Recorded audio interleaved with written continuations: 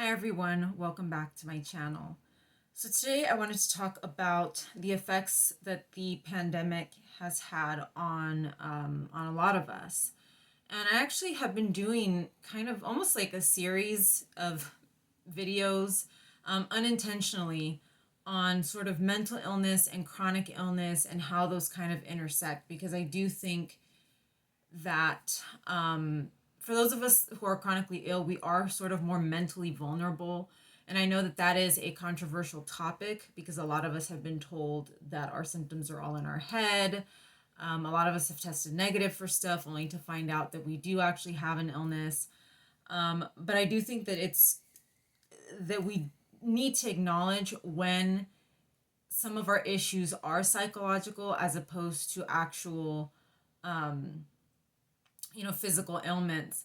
And a lot of times, the reason why we have these psychological problems is because of our physical condition. But a lot of times, it can also be the current environmental situation or current events that are affecting our mental health. Our mental health doesn't suddenly just disappear because we actually have physical chronic conditions. It is affected even worse, to be honest. And one thing I have noticed throughout the pandemic is that a lot of chronically ill people, specifically the disabled and chronic illness communities, have just really taken a hit mentally with everything that's been going on. Um, there's a lot of hysteria, a lot of catastrophic thinking, lots of neurotic kind of behavior. And is it expected? Yeah. It's probably very expected for a lot of us who are chronically ill, people who have immune deficiencies, to become extremely paranoid and extremely afraid. The question is whether this is a reasonable response or whether we need to get that in check as well. Right now, it's August 8th. I don't know, August 7th, August 8th today. And they actually just announced yesterday that the CDC is basically lifting all guidelines for, for quarantining and things like that. So basically, it's just going to be sort of a free for all. And every time the CDC changes its guidance, I think last month it was, they were thinking of reinstating a mask mandate. They didn't. Every time the guidance sort of changes, the disability community just, loses it. And, I really think that the response at this point in the pandemic, 2.5, almost, we're going to be 3 years out by the end of this year. I think it's just become a lot. It's become overkill in a way. And of course, the screaming and yelling about eugenics starts. People start making these claims that the government and the CDC is trying to systematically kill us off. I did a video on eugenics. It actually should already be up. Please go take a look at that video. I really, this whole eugenics thing has been so it's it's a very misused term, but it's also very inaccurate. um I see a lot of anger, a lot of rage. The CDC is doing this, the CDC is trying to kill us, the eugenics thing. And I also see people posting things on social media. And again, we don't know how true these things are. People will post whatever they want to post for attention. But I see people who are like, oh, I told this person at the store to put their mask on, or I was being harassed because I had a mask on, or, just this contentious behavior between different groups of people. And you cannot control how other people behave. You cannot control what other people do. And I see a lot of that. Oh, these people are unvaccinated. They're horrible. They're the ones that are causing all these variants and so on and so forth. The stress that this will cause a person with chronic illness is going to be a lot more dangerous for them than it's going to be for the other person that's not wearing a mask and that's not getting vaccinated. And like I said, you cannot control what other people do and don't do. The only thing you can control is what you yourself can do. Um, and so for me, this has been, when I see that sort of contentious behavior, it's very triggering for me. I hate it. I really hate that whole, the videos that people post of getting into fights with anti-vaxxers or COVID deniers and things like that. It's very, very triggering and annoying, to be honest. But I thought, I would come on here and sort of give sort of my tips on how to handle what's going on and maybe how to handle your own stress and your own psychological reaction to this changing pandemic, because it is changing, and the guidance is changing as the pandemic is changing, whether we want to accept it or not. Life has to go on, and life has to go back to, the way it was. So these are some things that I've done and some things that I suggest for other people. Unfollow the crazies, unfollow the people that are catastrophizers, people that are conspiracy theorists, people that are anti-vaxxers, the people that you just, that are going to be contentious with you. Limit your exposure to them in your own personal life. If you have in-laws that are anti-vaxxers, just don't go over there. Don't go to their house. Don't invite them to yours. Keep your distance, maintain distance until this pandemic situation blows over and there isn't that, that temptation to start a conversation or some kind of argument over who's right and who's wrong. And again, I'm seeing both sides of this, because a lot of the people that are catastrophizing right now are chronically ill people, right? They're trying to kill us off. If this is eugenics, I've unfollowed a lot of people in the disability community because I was tired of hearing it. I was tired of this extreme thinking, and also very misguided thinking, because you can still do things yourself. You can still wear a mask. You can still get a vaccine. You can still social distance, even if other people, are going to stop doing it. You can still do it yourself. You can still protect yourself in some way.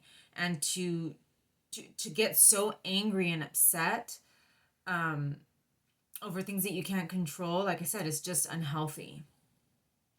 Also, ask yourself if you're being reasonable or realistic. What is the science telling us? The pandemic is changing. This illness is going to become endemic. It's going to become a part of our yearly lives. It's going to be a yearly thing, just like the flu, and we're going to have to deal with it. So we can't be on lockdown forever. It's a virus that's never going to go away, like most viruses and most illnesses. Um, you know, I was very paranoid when it came to the mail. So every time I would grab the mail, I would wash my hands and, every single day. And it's like, what is the science telling me? Is the science telling me that I can get COVID from the mail? No, it's not. They've said you can't get it. It was first thought that you could get it from surfaces, but from things like mail, paper, stuff like that, clothing, you can't get it. Are you being political? Is this a political thing for you? And I've seen that a lot with people. I've seen people that have bought t-shirts that say vaccinated, selling candles, that have some kind of, I'm vaccinated. How about you? Things like that. And, and I've seen, a lot of left-leaning people posting things like that. And I've said, that seems kind of political to me. Nobody has worn a vaccinated t-shirt for getting their other vaccines. Why is that suddenly a thing now? And I've noticed that it's become this very tribal situation where I'm going to let people know, and I'm going to see if I can get a reaction out of them. It's not just people on the far right, it's not just people on the far left. Everyone is doing this. A lot of people are doing this, and I feel like a lot of it is just to strike up some kind of conflict. Whether I'm vaccinated or not, I'm not going to walk around with a t-shirt that says vaccinated, because eventually there will be someone that will look at that and want to start a problem over it, But again, that's politicizing something that shouldn't have been politicized to begin with. And we can't blame the other side and say, oh, they're politicizing it when we're doing the same thing. If they want to get vaccinated, great. If they don't, that's fine. Worry about yourself is basically what I'm saying. Um, Talk to your doctors. Base your decision on what your doctors are saying. And I've said this to so many people, vaxxers and anti-vaxxers. Talk to your doctors. Don't get your stuff from the news. Don't get your stuff from social media. Don't get information from anyone but your own doctors. They have your health history. They can tell you whether the vaccine is going to work for you or not. They're going to tell you how many vaccines you need to get in order for it to be effective. For example, for a person with an autoimmune illness like myself or with an immune deficiency, you're going to need more vaccines at a more frequent interval than someone who has a normal, I guess, functioning immune system. And I've told people that, I've told anti-vaxxers that speak with your doctor. Don't get your information off of social media. And they don't like that because they know what the science is saying and they know what their doctors are going to tell them. Some people, and that's the other thing, people are going to want to hear what they want to hear. They're going to come to whatever conclusions they want to come to. So you saying anything to them is really not, going to help. And even going to their doctor is not going to help because they're not going to want to hear that. But my personal, if you're on the fence about getting the vaccine, or if you don't know whether to wear a mask or not wear a mask, talk to a doctor, talk to your personal physician as well, because like I said, they have your health history and they know what your risk is. Talk to a psychologist as well. For those of us who are chronically ill, I've said it before and I'll say it again, you need to be seeing a therapist. And I've said that in my last 2 videos concerning psychological conditions and chronic illness. And I'm going to say that with this, because you may be blowing it out of proportion, or you may not be as worried as you should be. I have seen both among chronically ill people. I have seen people that throw caution to the wind and are very misguided with their own health. And I have seen people that go the exact other extreme where they're freaking out, people wearing hazmat suits, people wearing those masks that are like for construction, or people that paint houses and stuff. And it's like, I don't think either extreme is healthy. I think there's a healthy middle somewhere where you protect yourself, but you can also sort of have some type of normal life. And obviously that's kind of a bit of an overstatement. When you're chronically ill, you can never really have a normal life, but something that's a little bit more normal and not as stressful. You could be suffering from trauma and PTSD as well. And if that's the case, then you need treatment for it. You need to be talking to a therapist. And I imagine a lot of us are having trauma and PTSD as a result of this pandemic because we're terrified. We think that this thing is going to kill us. And that can lead to a lot of trauma. So talk to a therapist, have regular sessions with a therapist you should have been having regular sessions throughout this whole thing. But if you haven't done that yet, I highly recommend that you do that. Relaxation techniques, meditation, RSA breathing. I think I have a super old video on here about RSA breathing. And doing that kind of thing, can help to bring that anxiety down. To a certain extent, exposure therapy, and again, that can be very dangerous for those of us who are immunocompromised or who have autoimmune conditions. But I guess let me give you my own example. So when the pandemic started in 2020, a lot of things shut down, but a lot of things opened back up very quickly. For example, outdoor swap meets. And there was one swap meet that I would go to very frequently, that literally reopened very, very quickly because it's also in a different county. It's not in Los Angeles County. It's in Orange County. And Orange County has literally been wide open throughout the whole pandemic. It's a very different, Orange County is a very different place than LA County. But I stayed away from the swap meet for, I think, over a year. So the entire year of 2020 into 2021. And finally, I was like, you know what? Going out to the swap meet is my only outing. My brother gave me an N95 mask, and I said, you know what? I'm going to put my mask on and I'm going to go. Then I'll wait, I'll wait the whole week because it's only on the weekends, and we'll see how it goes. Because within 5 days, I'll be showing symptoms. Little by little, I started doing that. When I didn't get sick the first time, it built my confidence. When I didn't get sick the second time, it built my confidence. That's kind of like a sort of exposure therapy type of method. I mean, it kind of is the same thing. And you see that nothing is going to happen to you. You're protecting yourself enough. And so you build that confidence and you kind of get back out there. And for me, that really helped. And so I've been going to the swap meet regularly, I think for over a year now. Um, and when there's a wave, I can also stop. If I see that there is a COVID wave, I'll just stop going for a few weeks until the wave passes. But that, I think that is really helpful for a lot of us because we're assuming that we're just going to walk out the door and get sick. Get yourself an antibody test. If you haven't seen my video, it already went up probably several weeks ago. I got an antibody test. It was a study going on here in Los Angeles County, and it was free. You can also pay to get one done.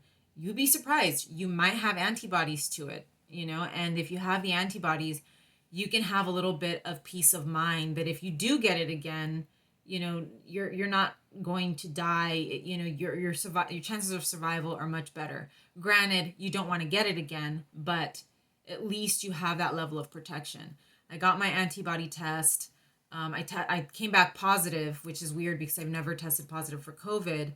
So at least that gives me a little bit of peace of mind that if I do get it again, my chances of survival are much better. Also, you just take care of yourself. I'm taking my vitamins, I'm taking my vitamin D, I'm taking my other supplements, I'm eating healthy. That can also give you that extra boost of confidence that you might be okay if you do get it. So how has this affected me? And I know this video is going on a little bit long.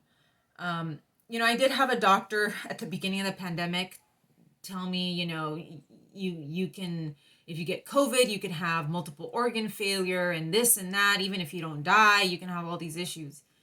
And obviously that scares you when you have a doctor telling you that. But this definitely started manifesting in different ways. For me, it's been frequent hand washing, almost, I don't want to say OCD, but it's kind of getting there. Every time I touch the mail, every time I touch the dog, every time I touch anything, it's like this frequent hand washing. And I kind of have to ask myself, is this even, reasonable at this point? My family's stressed because I'm unvaccinated. So it's also affected them. I didn't go to the swap meet for over a year. So I was almost completely housebound for over a year. I didn't participate in family events. Part of this was not because I was scared of getting sick, but because I was angry at them for throwing parties at the house or having people over to the house during the pandemic. And some of this even happened prior to, vaccines being available. So there was a lot of anger towards them, not necessarily I'm scared of getting sick, but just why are you guys doing this when I'm the most vulnerable person in this family? So that also caused isolation for me. I was kind of stir crazy because I wasn't leaving the house. I wasn't, even socializing with my own family. And, that leads to a lot of issues. It leads to a lot of stress and tension within the home, and a lot of anger, So, and that, again, suppresses your immune function, the stress, the anger, that persistent level, of stress and anger every single day will affect your immune system. And it can have the opposite effect. Instead of protecting you from getting this virus, it'll make you more vulnerable to it. So, I know that we have a reason to feel this way, but we also have to be reasonable, as a whole. The world has, life has to go on, and guidance is going to change. This is going to become a yearly thing, like I said, a yearly flu, a yearly cold type of illness. And we're going to have to treat it just like all the other things that existed before that. I wasn't doing anything to protect myself from colds and flus prior to this pandemic. I never wore a mask when I left the house. I was taking my supplements because I was still under treatment for my condition, but I never did really anything else to protect myself. And so eventually, probably go back to not wearing a mask and just living my life. And if I get it, I get it. I'm hoping that with the antibodies at this point, my body will learn to fight it off. And that's originally how our bodies were designed. Unfortunately, many of us, there's been there's a glitch in the system, and we have to be conscious of that. But anyways, thank you for joining me. I know that this is a bit of a touchy, sensitive topic. You can leave comments down below. Please like and subscribe, and I will see you in the next one.